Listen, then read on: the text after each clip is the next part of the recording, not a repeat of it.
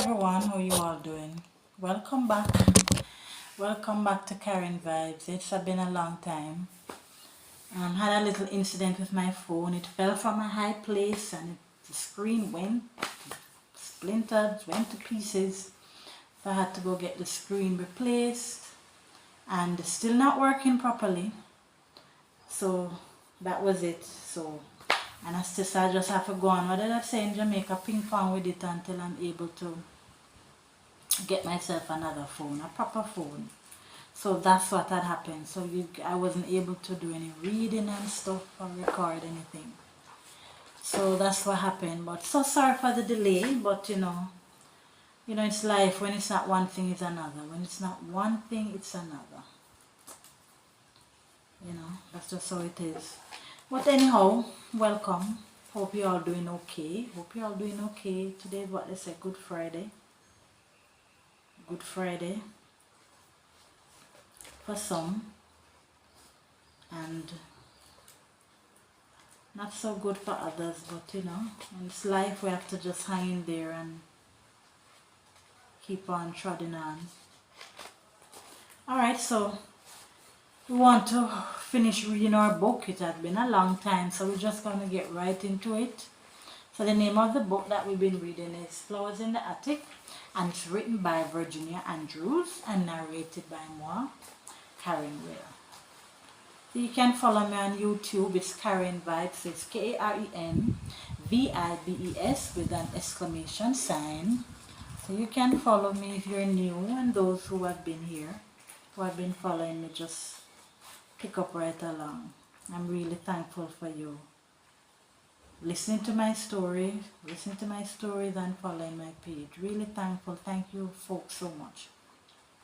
Alright, so we're just going to get into it. So with we're still at chapter 12. And let me just read where we had stopped the last time.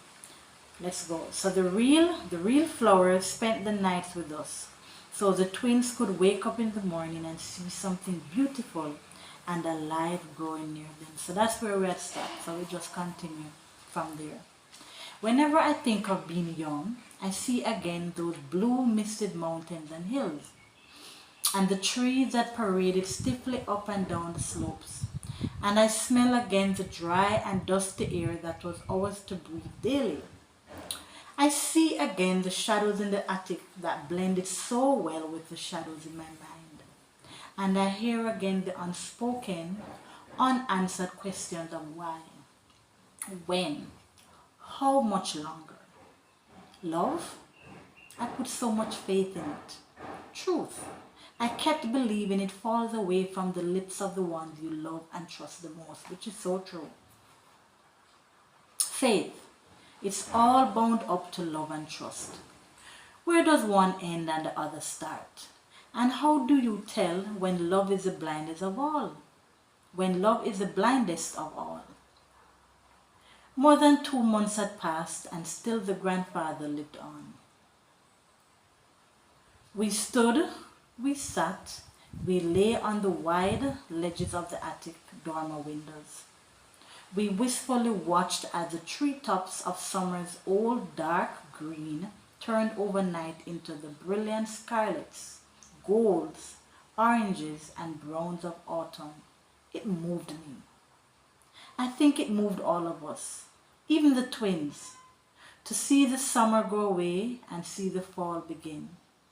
And we could only watch but never participate.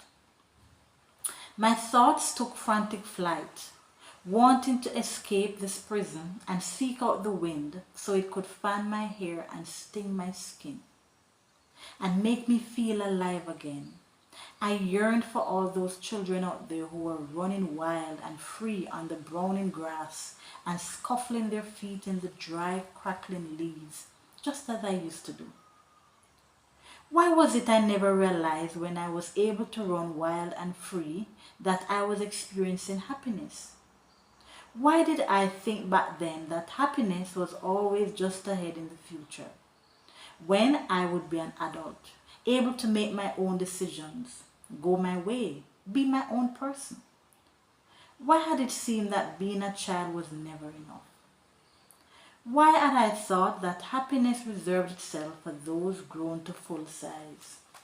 Ah, we live and we learn, guys. You're looking sad, said Chris, who was crowded close beside me with Corey on the other side of him and Carrie on the other side of me. Alright, let me just pause here and come back to part 2, upload the other.